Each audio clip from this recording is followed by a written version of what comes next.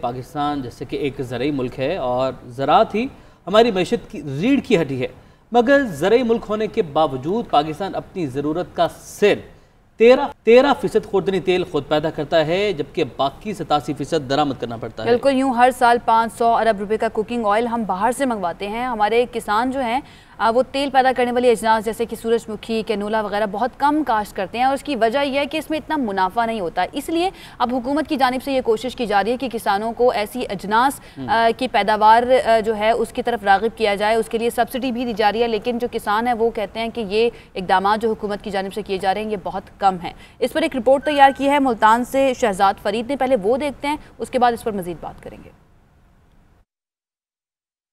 पाकिस्तान अपनी ज़रूरत का फ़कत 13% खुर्दनी तेल पैदा करता है, जबकि बकिया 87% दीगर ममालिक से दरामद करना पड़ता है। यूँ हर साल 500 अरब रुपए तक का खुर्दनी तेल दरामद करना पड़ता है। काश्तकारों को सूरजमुखी की काश्त पर और कैनोला की काश्त पर 5000 रुपये फ़ी एकड़ सब्सिडी दी जा रही है। इसी तरह जो दूसरी एक हमारी अहम फसल है तेल दर अजनास में जो आती है तिल, उसकी काश्त पे 2000 रुपये फ़ी एकड़ काश्तकारों को सब्सिडी दी जा रही है। हुकूमत इम्पोर्ट बिल में कमी के लिए किसानों को तेलदार अजनास उगाने की तरगीब दे रही है। तिल, कैनोला और सूरजमुखी के काश्तकारों के लिए सब्सिडी का ऐलान किया गया है। सूरजमुखी और कैनोला पर 5 जबकि तिल की फसल पर 2000 रुपए फ़ी एकड़ काश्तकार को दिया जाएगा। काश्तकार ने हुकूमती इक़दामात को नाकाफी करार दिया है। इसमें बचत नहीं है। 5000 रुपये हुकूमत दे रही है सब्सिडी, तो 5000 रुपये में क्या बनता है आजकल के महंगाई के दौर में।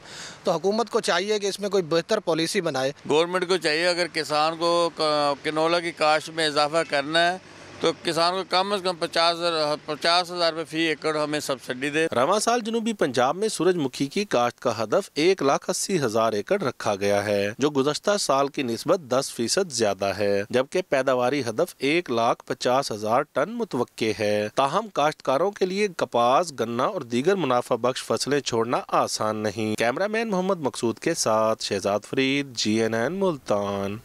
इसी पर बात करते हैं। हमारे साथ मौजूद हैं साकिब अली अतील साहब, सेक्रेटरी एग्रीकल्चर साउथ पंजाब हैं। साकिब साहब, बहुत शुक्रिया आपके वक्त का। सबसे पहले तो ये बताइएगा कि हुकूमत ये कोशिश कर रही है कि किसानों को तरगीब दी जाए कि तेलदार अजनास वो उगाएं और उसके लिए सब्सिडी भी दी जा रही है, इस तरह के इकदाम भी किए जा रहे हैं, लेकिन ज़रूरी ये भी है कि किसानों को आगाही भी हो उन इकदाम से जो हुकूमत इस सारी सिचुएशन के लिए कर रही है। तो उनकी आगाही के लिए क्या किया जा रहा है?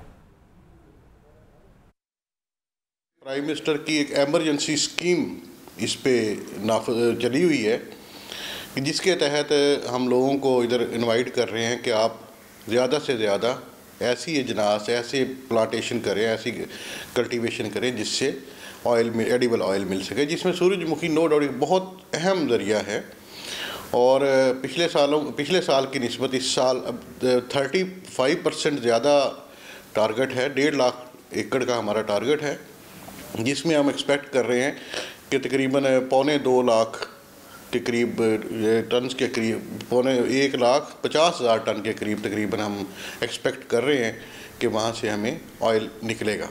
साकिब साहब, सूरज की अहमियत के हवाले से बताइएगा, इस पर ख़ास तवज्जो दी जा रही है, इसकी क्या वजह है? सनफ्लावर इसलिए भी अहम है कि इसकी लाइफ स्पैन बड़ा थोड़े अरसे में ये फल दे देता है, 90 दिन के राउंड अबाउट में।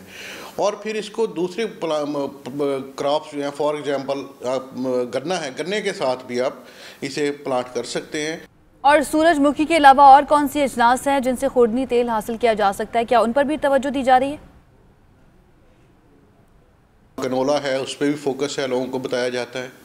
इसके अलावा आप जानते हैं अभी जो ऑलिव है हमारी बहुत बड़ी क्रॉप बनने जा रही है।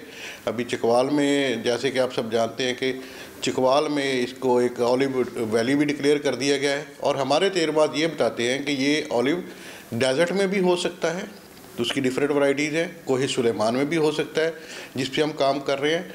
और हमारा टारगेट इस साल ये है कि डीडी खां कोही सुलेमान के एरिया में कम से कम 30,000 to 40,000 प्लांट्स इसके हम लगाएं। और अगले साल, इसी साल के एक और प्रोजेक्ट में हम इतने ही प्लांट्स हम एक्सपेक्ट कर रहे हैं कि ट्रायल करेंगे एक चोलिस्तान में, मेन उस पर ट्रायल करने जा रहे हैं। ठीक, बहुत शुक्रिया। साकिब अली अतील साहब हमारे साथ मौजूद थे। और अगर ये जो बता रहे हैं इन पर अमल दरामद होता है और हुकूमत कामयाब हो जाती है किसानों को इस तरह के ज़रिए अजनास उगाने पर या उनकी पैदावार बढ़ाने पर, तो डेफिनेटली ये बड़ा अच्छा होगा किसानों के लिए भी और पाकिस्तान के लिए भी, क्योंकि इम्पोर्ट में कमी हो जाएगी, उसके बिल में कमी हो जाएगी। जो किसान है आयशा, वो सब्सिडी से नाखुश हैं। वो कह रहे हैं कि सिर्फ 5000 सब्सिडी दी जा रही है, इससे कोई फ़ायदा नहीं है। कम से कम उन्हें 50,000 की फ़ी एकड़ सब्सिडी दी जाए तो फ़ायदा हो सकता है। लेकिन काबिल अमल भी तो होनी चाहिए ना, इस तरह की सब्सिडी होनी चाहिए। बहरहाल अब डेफिनेटली हुकूमत जो है इस सारी सूरत हाल को भी देखेगी कि किस तरह से सब्सिडी जो है बढ़ाई जा सकती है या उसी पर ही किसानों को कन्विंस किया जा सकता है।